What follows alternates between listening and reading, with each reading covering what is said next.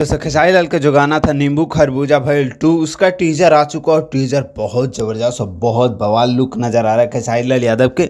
आप लोग जाकर टीजर देखिए, बहुत ज़बरदस्त लग रहा है। इस गाने के राइटर एक Krishna Bedarji sir, music director Arya Sharma sir है। इस गाने गाए खेसारी लाल यादव। खेसारी लाल यादव सोलो सॉन्ग है, थोड़ा माफ़ कीजिएगा, बार बार भूल रहा हूँ। ये शिल्पी राज होंगे साथ में, ये कोई तो होंगे, भूल रहा हूँ। पोस्टर पे नाम नहीं, टीजर में नाम नहीं पढ़ा, वीडियो बना दे रहा हूँ, माफ़ कीजिएगा। लेकिन गाना का वीडियो बहुत हाई क्वालिटी लग रहा है, बहुत ज़बरदस्त लग रहा है। इसमें खेसारी लाल यादव का टैटू बहुत डैशिंग नज़र आ रहा है, लेकिन बहुत तबाही लेवल का टीजर है। आप लोग जाकर देखिए, टीजर बहुत तबाही लेवल का। इसमें टीजर में नज़र आ रहे हैं खेसारी लाल यादव और सपना चौहान मैम भी बहुत हॉट अंदाज में नज़र आ रहे हैं और बहुत लवली सॉन्ग लग रहा है। आप लोग जाकर सुनिए और प्यार आशीर्वाद दीजिए इस सॉन्ग को ज़रूर।